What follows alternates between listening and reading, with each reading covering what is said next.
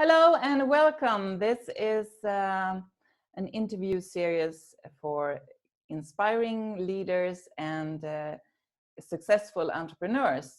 My name is Michaela and I'm doing this interview series with different persons. And I hope they will inspire you in your step into being a business owner or taking your step into something new. Today we have David Kantey with us from South Africa. Welcome, David. Hi, Michaela, and thank you for inviting me to your series. Thank you for being here. You are a painter and you are now... also a musician, yes. Yes, you're a musician. And tell us about your new concert. Adventure. Well, the background of that is that I actually started out first as a musician. I studied at university under a very famous professor now, Peter Klatzau, and I studied composition. That was my main passion, to work in that sphere. But life took me in another direction, and that's a much longer story. But I have performed and written music for many years, but never as a profession, really. It was always just a passion project, really.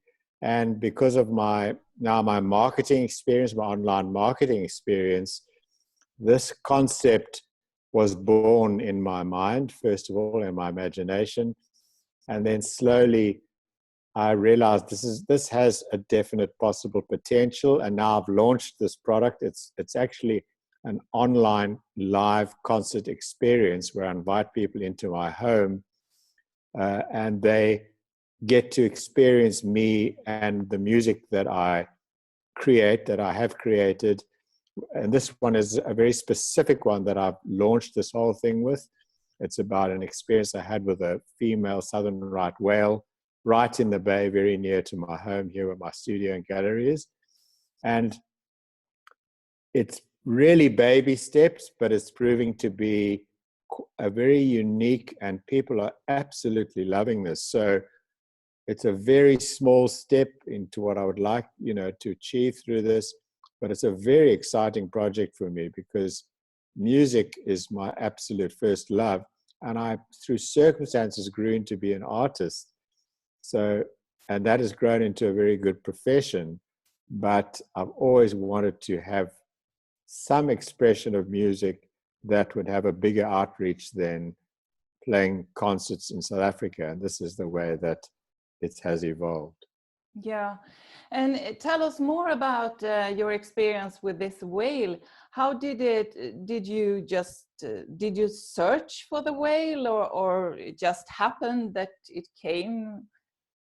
Well, Michaela, you'll have to join me in a concert because I tell the story with visuals, the whole journey to the point of this experience with this whale. It was a very, very unusual, very, very unique. There's probably only a handful of people in the world that have had this kind of privileged opportunity to really interact with a whale on a very, very sort of, I would call it intimate and personal basis. I'm not going to give away the goodies, that are the sort of highlight of the concert, but because that's to say, whoever watches, if they, I'm obviously using this idea as a lead magnet, basically, to get people, as we call it in the entrepreneurial world, to get people interested in experiencing this with me. But essentially, yes, I did look for it. It became a huge part of my life, actually due to other animal experiences that I'd had. It's animals and nature in itself has been a huge part of my learning curve and growth as a human being. And so at a point when I moved back here to Plettenberg Bay, where I live, I knew there were whales in the bay. I'd been working quite a lot with the whole aspect of dolphins, and had some unusual experiences with them, and also here, because there are lots of them here. But when I saw the whales again, that was a passion born to get close to a whale. I had a lot of little experiences along the way, building up to this amazing moment where a female southern right whale approached me and then engaged me in something quite unique and really changed my life dramatically, because even though possibly I didn't even know it fully at the time, but the power of that communication opened up something in me that actually, when I look back now, really changed my life. So in what way do you mean it changed your life? well, Michaela, there is an aspect to a human being, all human beings, it's not unique to David. It's been explored in extraordinary ways in the last, I would say, 30 to 40 years on this planet. For some reason, there's a huge acceleration of this. People are calling them, for want of a better word, animal whisperers, people who peel back the layer of how animals live. What is their internal world? We have a very rich internal world, good, bad, or indifferent as human beings. And animals, without question, now have the same. And it's surprising what's being unlocked. People like the famous horse whisperer, Monty Roberts, Dr. Horace Dobbs, who I met and worked with, who's unlocked an enormous amount of the human-dolphin interaction, working with clinically depressed people and autistic children, which has become a sort of a worldwide phenomenon. And it goes on and on. Jane Goodall with chimpanzees, knowing their intimate language communication skills. She is absolutely at home in that environment. There are people who work with gorillas. There are people who, Cesar Millan, the dog whisperer, where it's controversial what he does, but essentially he does understand very intimately how dogs think and interact with humans and himself. And themselves, I should say.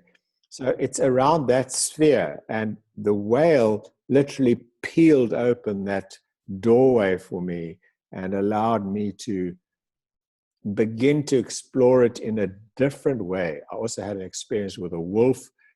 Those two things, the whale happened first and then the wolf not so long after that. And they really did sort of peel back a layer, and it led to me beginning to understand myself so much more and to grow into the expression that I have as a person now, not only in my relationship with my partner, Helen, we've been together for 30 years, and with everybody around me. It's sort of impacts slowly and steadily as, let's call it, a new David gets born, for want of a more, I don't want to make it too dramatic. It's a slow, steady growth within oneself.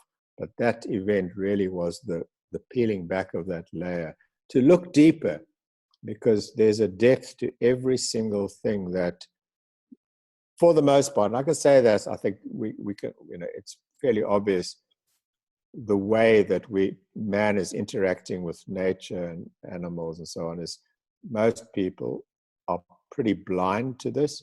And then you go further, and I do a lot of work helping damaged dogs and human interrelationships, dogs that bite people. That's something that has grown out of this, and I do a lot of work with it. It's just a hobby. The lady who's coming today wants to work with me with her young dog, and it's allowed me to do this successfully. And people call me a dog whisperer. I'm not. I see and understand what's going on, and able to create dramatic change in these relationships, because I can kind of talk the dog's language. It's a bit clumsy. I'm not a dog, but that's the background of what that change really meant for me. And you can hear, very, very passionate about it. Yeah. I got a little taste of this music on your website. And when I was listening to this and I saw your paintings, it is really, really deep and profound, because it's sort of, your pictures were moving and sort of getting into life. They had their own life together with the music and the whales. And yeah, it was amazing. So Thank you for that. I can imagine a whole concert and the Yes. story. And interestingly enough, Michaela, what has surprised me about the concert is that people who are joining me for it and go through this, it's roughly an hour experience. There's not one person that hasn't been dramatically moved by it. People, you know, what I've, even a physician who did the one on Sunday contacted me on Monday already. He said he's on such a high. He said he can't believe what has opened up in him, and so seems to be a great privilege that is happening around this concert, that people are being touched by this carefully crafted experience. And it's lovely to hear you've sort of stuck your toe in the water with it, and to hear, you know, that this is having this kind of effect. It's an incredible privilege, Michaela. And also, before we started this interview, we had a little bit of chat, and you said that you were going to have a live concert now with Australia. That's right. How often do you have these concerts? Well, at the moment, it's such a, you know, it's a young baby really that I'm bottling, you know, or nursing, however you like to describe it. So at the moment, the routine at the moment is every Sunday there's a European, South African evening time concert that I will just keep doing. And I put out, at the moment, it's all person-to-person contact, that people who I know, who I think would love this, or people who already know about it and want to do it. And then, so the Australian one tomorrow, it's Sydney time tomorrow at 19:30, 7:30 in the evening. I'm finding that's a fairly good time. I'll probably eventually will do some on a Sunday afternoon, particularly because of the winters in Europe and Canada and so on. And so at the moment, it's just those two. The American time zone is a little more tricky. I'll probably have to get up very early in the morning. So, but at this stage, I'm trying to iron out any technical difficulties that I might be encountering, and they're getting less and less. And then just really learning a lot from every audience interaction. You know, was it easy to follow the email process, to purchasing a ticket, pitching up at the concert, using the Zoom, so on, and tweaking that and trying to make it as user-friendly as possible. And then there's even some resistance. People cannot understand what this means, that I'm doing a concert online. And the one man that attended on Sunday, who was quite taken with it in the end, he just says, gosh, I have to get my wife to do that. He has helped me. He's a lawyer, and I just gave it to him as a gift. And he was very, very overcome by it. So, but he said he had a tremendous resistance to, you know, the whole idea. Didn't know what I was on about. So all this is something so I want to do it very slowly, Michaela, not rush this. Yes, I've got fantastic goals. You know, I had a sort of a dream vision, and it's these things you don't. I will keep dreaming. It was that at some stage there would be a concert for maybe Greenpeace and various charities, where we would get 1 million people together online for one performance, and the monies would be, of the ticket sales, could be shared amongst these causes that are very, you know, dear to my heart.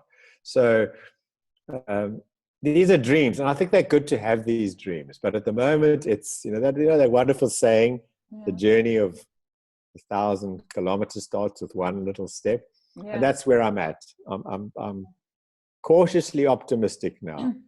But I think it's a great idea with the dream, the goal to have a Greenpeace concert. But is it still going to be online? You're not having goals to have it physical? Not again. I did this. What I haven't told you is that I did this kind of a concert around South Africa. I toured it. It was very popular at the time. I don't enjoy, you know, where I live at the moment, right on the lagoon next to the ocean, I was, a very privileged life that I've worked hard for. And I really have no need to travel.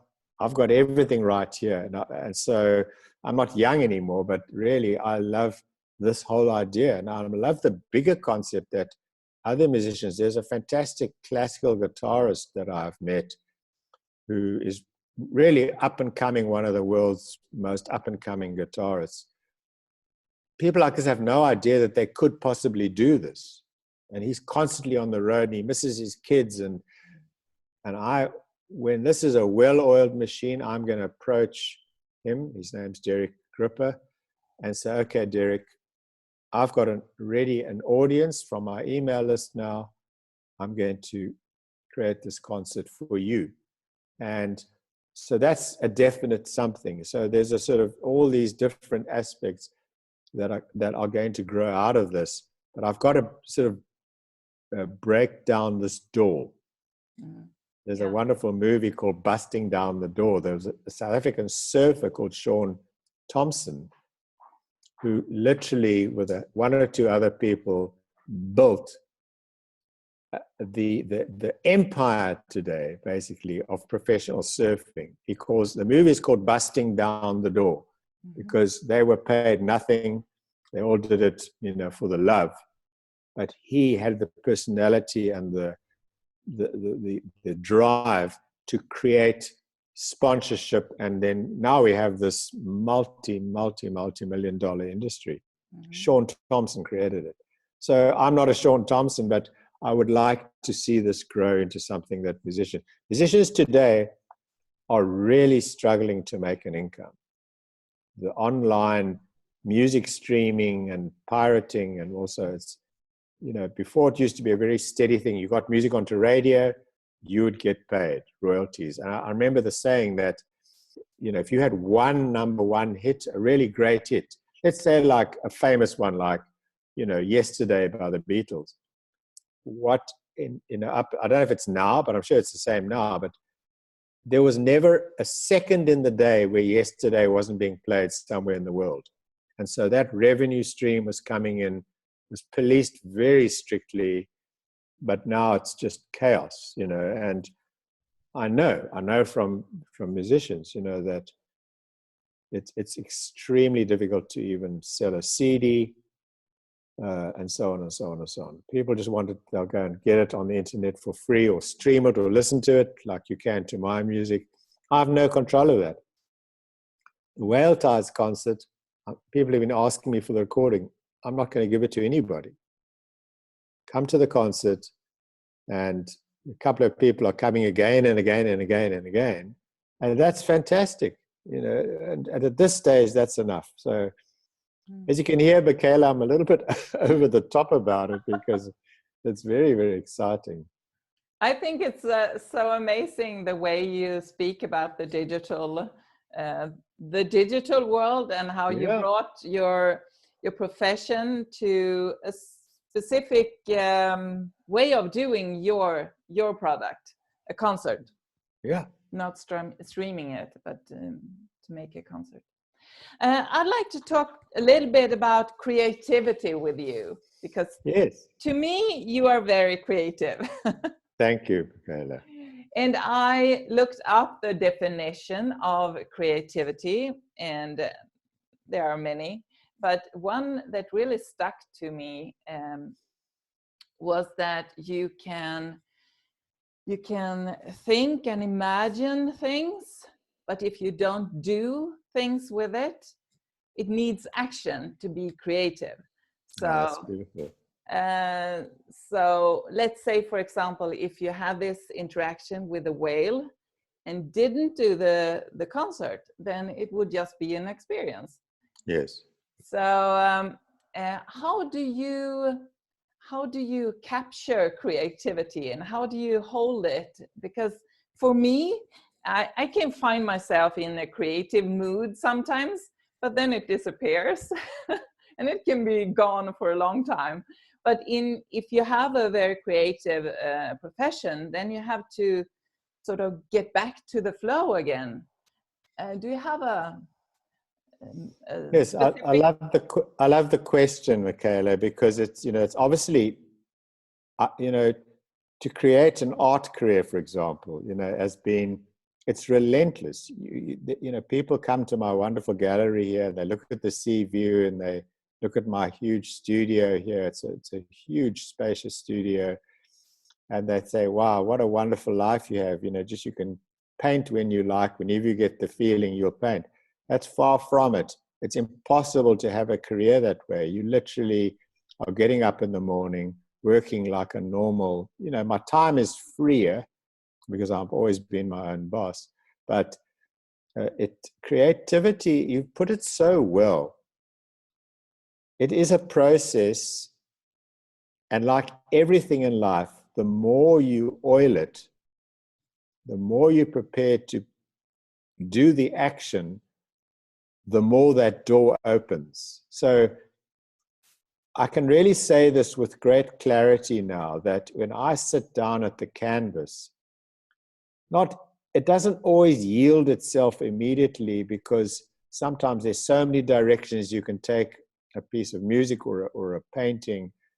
You kind of get nervous. Okay, let's try this direction, and then you know, like this wave painting behind me. It evolved into what it is slowly by a process, risking and doing it. But the one thing that I do know, and I trust this in myself implicitly, that I can turn that button on at will. Just the moment I pick up a paintbrush and engage with a canvas, it's so well oiled in me that I'm in a hyper creative flow. And once I'm in it, hours can go by, you know, and I've got to be very careful and time constructed. I was painting before this interview and I kept on watching the clock because I could easily get carried away. Mm-hmm. So it's something that is born in that it's a universal place within us, a certain brain and something deeper place within us, a visionary place, an imagination place. And if we exercise in that place, and then you influenced by the sky around you, the sea, the oceans, other artists. I'm constantly looking at other pictures, being inspired. You stimulate this part of yourself immensely. And it's very similar in music. Music comes much more naturally and easy to me. It's strange that I've ended up as an artist primarily and now rebuilding my music thing. But art has been very, very hard work. I'm really not a natural artist. I really had to really, really push and struggle, and because it was a lovely profession to have in this tourist town. And it just came about. That's a long story, but the creative process is exactly what you described. You put it so well, Michaela, that it is something that, you know, has a experience of something, and then it's the sweat. I always say it's 10% inspiration and 90% perspiration. There's no way around that. You know, the whale piece that is on this concert was a whole year. Many times, you know, because I couldn't find the time. So it was till 1, 2, 3 in the morning, stealing time from my life to do this literally every day for a year. And eventually it really was crystallized into, you know, as perfect as I could get it. And it's certainly having an effect on people. So, you know, it was worth it. But that's the thing. And people come into my studio and want to learn from me. And every single art pupil, and I've, you know, tutored quite a lot now, always think it's going to be easy. And they get very frustrated they can't paint like me after one lesson. What ballerina ever gets there after one dancing lesson? And this is something that I'm very, I constantly remind people of, that, you know, just do the work and it will unfold. Even lean to online marketing. You start knowing nothing and you learn a piece, you learn a little, and eventually it starts to get to something where it begins to gel, and you know how the websites work, you know the whole interrelationship. Then you're starting to develop relationships with people and so on and so on. It's all a creative act, really. And so it's similar, except that in art and music, it's very, very intense. So I know when I paint for a few hours, when I go outside, the colors, everything, you know, I've never taken drugs, but I imagine that's, you know, you hear people talking about it. I get it naturally. I'm literally see colors that, you know, it's difficult to explain how intense your eyes open and light up, and how much. They say we see 64 million colors. Oh. Yeah. Yeah.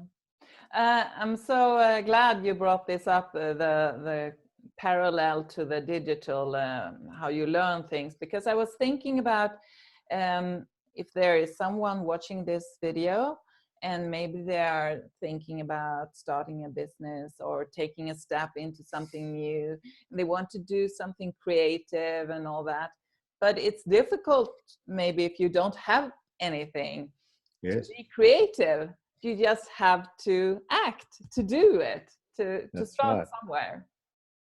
And everybody, you know, even if we had started engaging in a conversation, and this is something that I'm very keen to evolve, you know, after this phase of the music and so on, is thing, I want to get into helping people unpack or peel back the layers to get down to assisting people in doing exactly what you're talking about, because people need guidance. I've needed guidance in every single thing I've done. And yes, I have a natural talent, you know, with music, and I've learned it through art, but it's always very helpful to have somebody. They accelerate your growth enormously, to say, well, do this, do this, do this, do this, try that, and then you go and work it out for yourself. So I'm very keen that to share this kind of, to try and understand myself enough to know, okay, this is where Michaela is stuck, and this is where I can help you get through that. Because one thing I do have a sort of a self-pride now about, it's not a belief anymore, it's a reality. I do understand this process, the process of being in the flow and staying in the flow, and what it means. Mm. It's so nice to talk to you about this, and it's so inspiring. But before we round off here, what is the next step? Where can you find this concert if you're looking for it? Quite. There's a couple of ways. The one would be to just reach out to me on Facebook. That's the universal platform. I'm there on I've got two sites. I've got David Kantey, and as a personal page, the normal one, and then I've got a business page, also David Kantey. And so either way, you can just reach out to me, and I can then set up it's really, I send you the emails, or email me. The easiest one is the simplest one. If you know my name, it's my name in all lowercase at gmail.com. That's the easiest way to get hold of me. And then I'll send you the email that explains this in great detail, and hopefully is like pollen for a bee. It will attract you into wanting to do this. And so that's the easiest way, Michaela. And you know, amazing how enterprising people are. A lady heard about me, found me on Facebook, and then one Saturday afternoon, phoned me on Messenger, because they have no idea technically what it was, but they knew how to use the phone. And then I had to kind of guide them from that point on to get into the experience. So people are incredibly enterprising. But yeah, that would be the easiest way would be my email or Facebook. Okay. And you can also see the link below this video, so you can get hold of David, and you can also subscribe to more videos. and you have my website as well. So thank you so much, David, for this chat. Kayla, it's been a wonderful chat to you. You know, your questions have been very focused, very direct. You know, I thoroughly enjoyed the subject. We probably overspoke too much, but No. I think this has been a very, very stimulating, thought-provoking for me. And, you know, so I look forward to the recording as well, because we covered a lot of ground in a very intense, short period. And all these things help focus us ourselves, because we learn all the time. So thank you. Thank you so much. Bye. Thank you. Bye.